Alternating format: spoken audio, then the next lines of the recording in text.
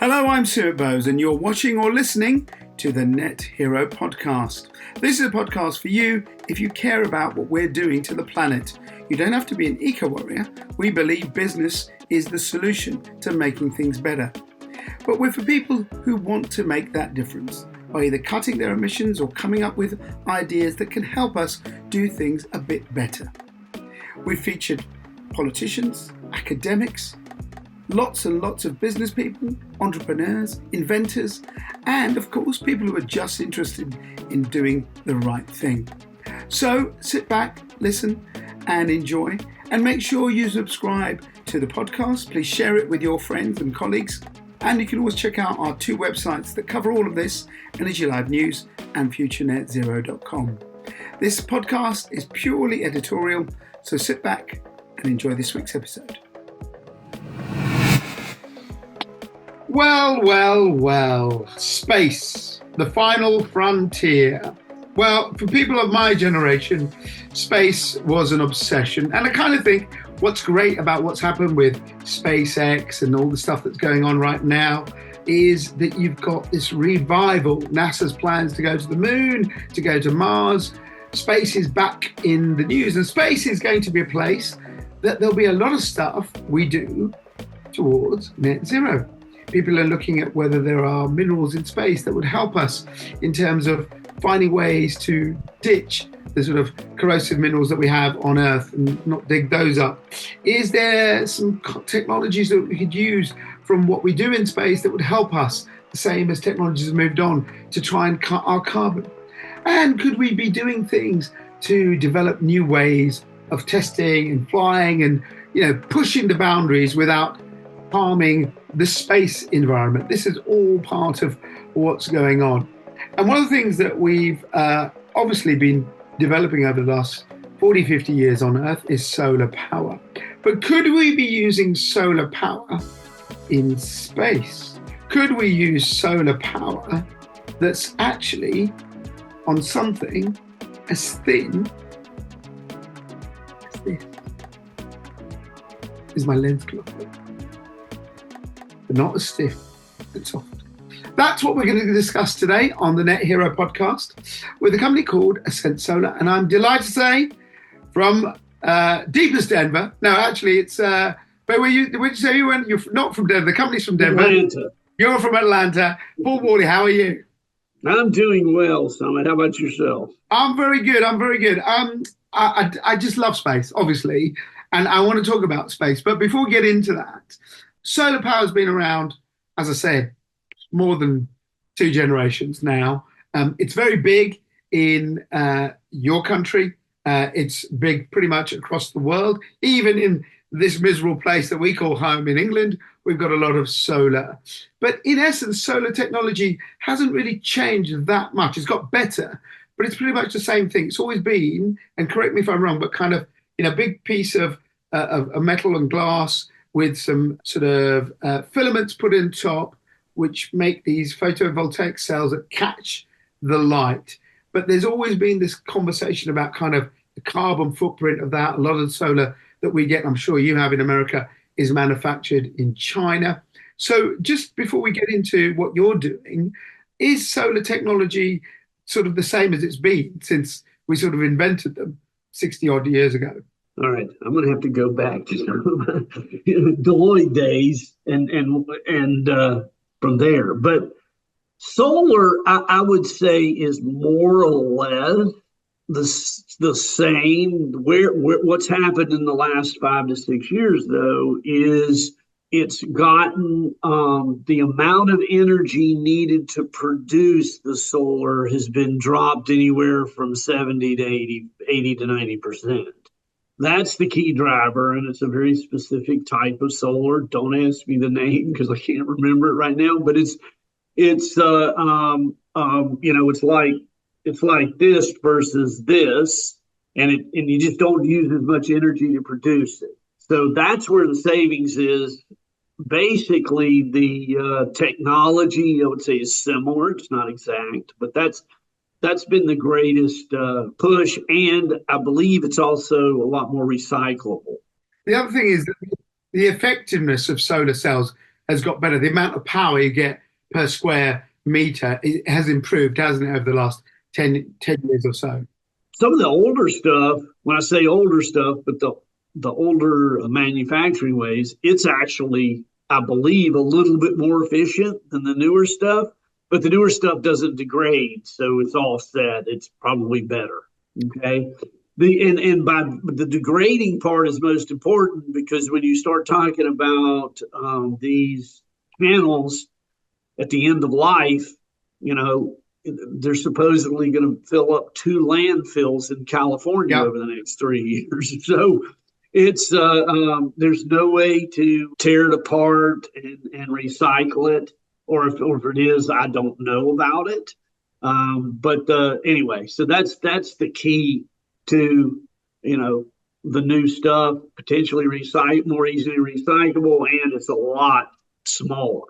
The thing with solar, and this is the I suppose the irony of it, because we can see it and we can't think of anything more natural than the sun. And we can't think of anything more natural than we catch the sun. You know, my family, they're from India. You see a lot more, solar in India generating. You go to parts of sub-Saharan Africa, they're using solar for power, solar lighting. You know, developed nations, you've got now people making, I'm sure you've got it in the States, people are starting to make tiles that go on the roof. And so we're used to it, but it's always been seen as kind of, you know, very sort of, in a way, inflexible. People have probably seen the images of, you know, solar carports and their big panels, or we've even done stories on the podcast of people using these little tilting solar panels that move around and you grow crops underneath. But they're massive and they're rigid. And that's kind of one of the things that holds solar back, isn't it? Because it's generally made from quite straight bits of stuff that you have to either orientate one way or another. There's another company over here that's producing it for space. It is probably 40% as flexible or 50% as flexible as I am. There's a couple companies in China that do flexible, and I'll show you my product now. So my product, you can rolls up like Christmas paper. I love it. Okay. Okay. So both of these other technologies still use silicon or silicon. Okay. So, and the stuff in China, if you place an order, try to place an order, they'll say, we'll get back to you when we're ready to produce it. So, you know, you could wait for 9 months or 2 years. I don't know. I haven't ordered any, but it'll if you go in and do it, that's what it says. The other issues with silicon in general versus mine, any debris, because we're getting back to space, any space debris that hits it, or a hailstorm or something like that, it destroys the other product. Ours were tested by the Marines and they shot it. And basically what happens is literally shot it. It was on a range and they didn't believe it, so they put holes in it. And yes, it still worked. But so what happens is, I want to explore that in a second. But before we get there, before we jump the gun, avoid the pun. The problem I'm trying to get to before we talk about what your solution, which is you've already shown brilliant, the flexible stuff, is the problem with solid, you know, rigid solar that we've got used to over the last half century. Yes, that's one of the issues. But the deal is it's so much cheaper to produce. Yes. So that offsets it. The other advantage that ours has, I don't need one of the tilting pieces of equipment. The vision of typical solar is like 15 degrees roughly. Don't hold me to that, your audience, but it's yeah. Okay, it's coming down, so they tilt it to keep that. Mine's 60 degrees. So when light comes down like that, I get full utilization of the light. But my efficiency isn't as high, and I'm more expensive. So you'll never really, I'm not going to say never, but let's say in the next 3 to 5 years, you're probably not going to see my product on anything potentially other than roofs. I'm sorry, yeah, roofs. And the only reason for that is, you know, you could have 100,000 square foot facility and probably install my product in a couple of days, where it would take several weeks to do it, and you don't have to reinforce the roof. but that's the only area. You're never going to see my product on 1,000 acres of land. It's just not a. It's not for that design. It's not for that. What is it made of? You've shown us it, and as you can just bring it up again, it looks amazing if you've got it there. It looks like a, It's got some of the same products or some of the same, let's call it ingredients regular solar, but it's our primary machine that produces this is the SIGS machine, which is cadmium, indium, gallium, um, sulfide. That's the primary chemical that does this. So we have several pieces of machinery. We lay different chemicals on top of it, and it goes through a four, five, six machine process. and this stuff is basically like it's like a polymer. It's like a kind of plasticky thing. You put the coating on, and you've got a solar panel that's flexible. Correct. Where will I use it? And my engineering crew is going to go, "Oh my God, you simplified this." But anyway, yeah. Then we use lasers to cut the individual cells, and then that starts the flow of energy.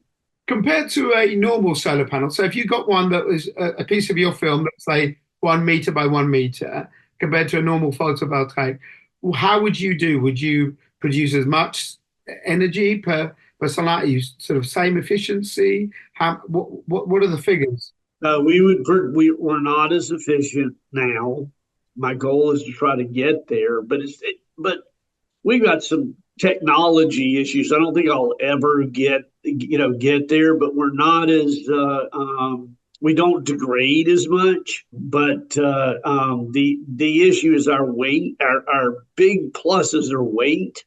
Yeah, you're so light. Yeah, so light. So, for instance, if some soldier in India or Europe or the U.S. wanted to carry it, in the battlefield, they may have to carry a little bit more of it, but I would still be, a fraction of the weight of somebody strapping 2 solar panels to their back. so if they need a little power pack, they just have that film, connect it up, and boom, you've got mobile energy. That and where things are going, both in space and on the ground, is beaming out. Let's talk about the space part of it, because that's the thing that I said right at the beginning, and I find it interesting. We've all seen, I'm old enough to remember Skylab and things like that, and the picture my little kid has of the International Space Station. You'll see the big rigid panels are everywhere, and we've been used to solar panels in space pretty much since the beginning of our space exploration. What advantage would your flexible solar have in space? Because it's already there. They're using these things anyway. We have some advantages. The primary solar used in space is what's called gallium arsenide. And it's different. It's different than anything else. It grows. It starts off with extremely high efficiency, but then degrades. So they actually have to replace it on the International Space Station every so often. Wow. So what makes our product very, very unique is we are somewhere between 5 or 25% of the weight of any product that's taken up into space. And when you're talking about the cost of getting it into space. Oh, yeah. In 2 years to get it up into the lower orbit, it might cost $25,000 to $50,000 a gram. Okay. I'm sorry, kilogram. And, 2 years ago, it cost $250,000 a kilogram. But with the new rockets that all the rocket companies producing, I won't call any of them out, but all the new rockets, they're designed to get stuff up to space cheaper. But to get stuff to the moon today would cost somewhere between $500,000 and $1 million a kilogram. So whether you're going to get it to the orbit or put it on the moon, eventually that will be somewhere probably between 200,000 and 300,000. But that's still very, very, very expensive. And they're all so you're looking for stuff that doesn't degrade, which we shouldn't degrade. You're looking for stuff that is light. And the other thing is we can put our stuff on about any array you can, because it's just you would basically roll it out and attach it. They would let us know where to connect it. The other thing too is we do have one other positive thing in space, which I've described to the ground, is that we get light from 60 degrees. So from that standpoint, we're good also. And finally, we don't create space debris to any degree. So if some small asteroid hit it, or some space, a piece of space, another piece of a space station, space junk hits a solar panel, it's gonna break, and more debris. And the other thing is if it breaks, even if it's if it hits in the a section of the panel, most likely the entire panel goes. Whereas ours would just be that little piece that's knocked out. Those are our primary advantages. The other one that doesn't really apply that would apply more to DoD or something like, we can roll our stuff up. So you have a couple of options. You can take it up and it'll unfold, which is what most people do. But it's difficult to fold back. We just had a call yesterday with somebody who has the technology to unfold and fold, and then you roll. We flew on a mission, and our stuff went up into space, rolled, and then rolled out and rolled up. So that's an advantage because basically satellites are tracked by its profile. So if you change the profile, the biggest thing on the profile is typically the solar, unless you're talking about really mini satellites. But yeah, which, by the way, is the majority of the satellites. So what you've got here is a way of doing space exploration for whatever it is, or communications, with something that's flexible, much lighter to get into space, covers gets more of the sunlight, grabs it because the angle is better, and then you could just take your satellite, roll it out, and go, okay, we've done this bit here, roll it back in, move on, do it again. You can if you put the equipment on to roll it out, roll it off, and roll it out. It makes it it also, because our product's so light, if you unfold it and it's unfolded and left out, it doesn't stress as much the joints. Yeah. Okay. Or the connection points. Joints is a bad word. Connection points on that. It's it's a great product. It's just so difficult to get into space. We are now TRL 9. That's a rating you need to get. It's the top rating to get into space. But it just takes so long to get there because the mentality is, oh my God, once it goes up, it's got to stay up. Yeah, I was going to say. And if anything happens, oh my God. But that's a mentality that's been around for a while. I would say SpaceX is starting to change that mentality. And but that's it. So you have to deal with it because I go to all these space conferences and that. The biggest issue they have is the power is, the satellites only last, approximately 2 years. Yeah. Some of the smaller stuff that universities put up in that it's only going up for, 12 to 15 months. They're designed that way. And the other satellites, it's the excuse, well, the technology's changing, so we got to put new satellites up. Well, that's kind of it. The real reason is the solar power goes away. Do you think, in a way, this could give us a cleaner space? The big problem with space is, if you've seen that wonderful film, WALL-E, there's a bit where he blasts out and they go through all the space junk around the Earth. And it is terrifying. Gravity is another film where, a bit of space junk causes all that chaos. But it is a serious problem. We're putting up more and more, as the world digitizes more and more satellites. And as you say, they don't last long. Do you think this kind of technology, this flexible solar and other things, can help cut the sort of emissions footprint we have in space? Because you could have satellites that last longer, that are cheaper to put out, that you don't have to go and put things out for a few months, but for many years. And that if So I need to hire you as I need to hire you as my marketing person for. but it Yeah, just seems to be the simple thing, doesn't it? Really, that yeah, makes a difference. yeah. Now a lot of the space debris, okay, is I mean when stuff is hurtling around the world, it's around yeah, it's traveling 25,000 miles per hour. Yeah, So even small stuff can cause problems. But the biggest issue, biggest satellites, a lot of the original satellites weren't designed to deorbit. And so yeah, that's a lot of the space debris, in fairness. But the more and more you have, the more and more, and then there's natural stuff. So when you see a sun flare, that creates space debris, and you don't know how big it is because it's traveling millions of miles an hour, picking up stuff along the way. So you don't know yeah. what's going to hit the satellite. How much radiation, how much space dust, how much space particles. And if it does some damage to 100 satellites, now you've got that much more space debris. You said you've got your stuff tested out in space. Is it being used for generation? Is it actually powering any spacecraft right now? Unfortunately, not yet, but we tested with NASA, JAXA. JAXA is the Japan equivalent to NASA, and we've sent some of our product up with another group to test.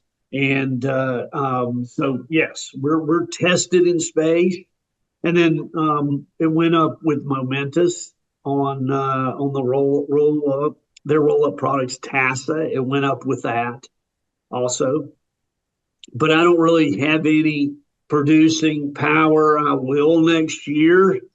We just sent some information out to somebody, and they're going to fly second or third quarter next year. So we should have some of your stuff out generating in space sometime in 2025. Yes, and also we put our product on drones several years ago, and what's happened is a lot of drones are used in warfare. And now that they can shoot them down, they're trying to keep the cost so low. So it's 2 years ago there was a 50% chance your drone would come back. Now there's like a 10. Oh my God. So just because of battlefield conditions, you didn't need to increase your range that much because it's a one-way mission. Only we would take something that we've invented and turn it for war, wouldn't we? I mean, just ridiculous. So we've done some work with the military, but that kind of died because they're shooting, the drones are getting shot down. So there's not really a huge need to extend the time. But now you've got a lot of drones that are being using to monitor. Like we're working with a company in the UK now that's looking for forest fires. Yeah. We're working with Georgia Tech.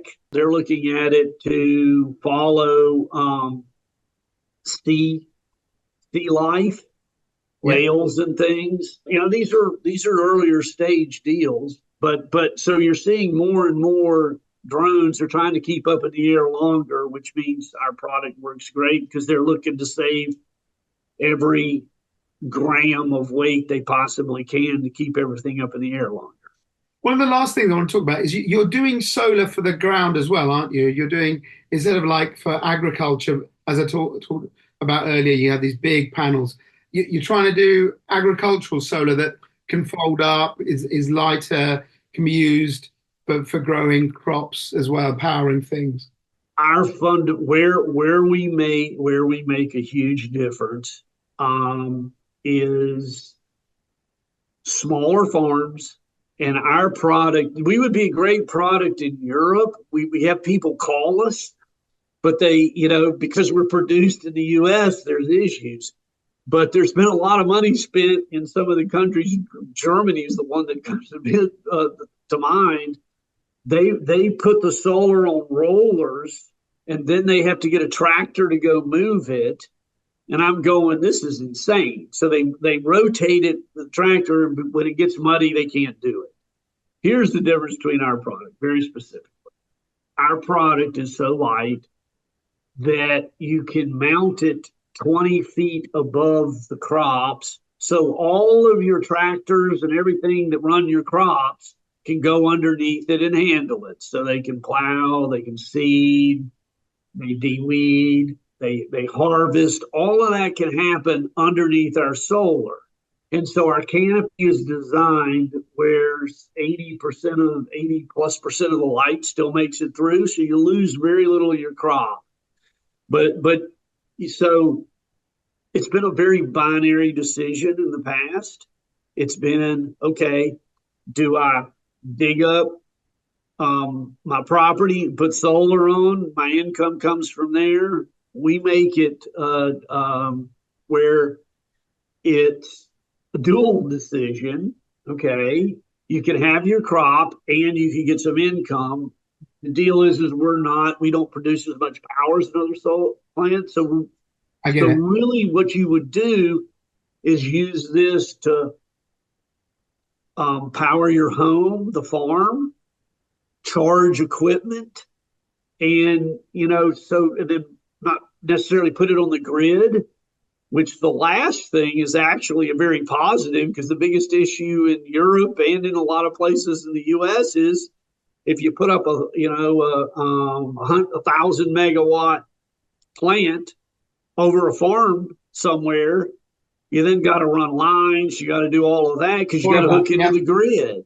Whereas ours might only produce over the same place. You might have a solar farm that produces 5 megawatts. We may only produce, 500 kW, but it's going to be used by the farm. And you use electric tractors and things like that. And so you just have to have an extra set of batteries because it would charge during the day. You've been going, I think, 20 years, the company, is that right? Yeah.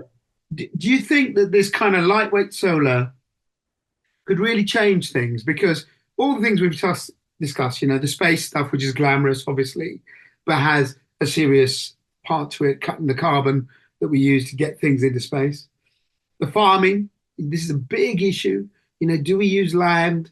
We've got a big debate here in the UK about, is land going to be used for generation of power or generation of food? And the idea that you might be able to do it. And also in developing nations where they can't afford all the big infrastructure. Do you think the idea of this kind of flexible solar will gain traction globally because of those advantages, even though at present it's not as efficient as normal solar? I think we have a shot at doing something, but part of that's sitting on my back.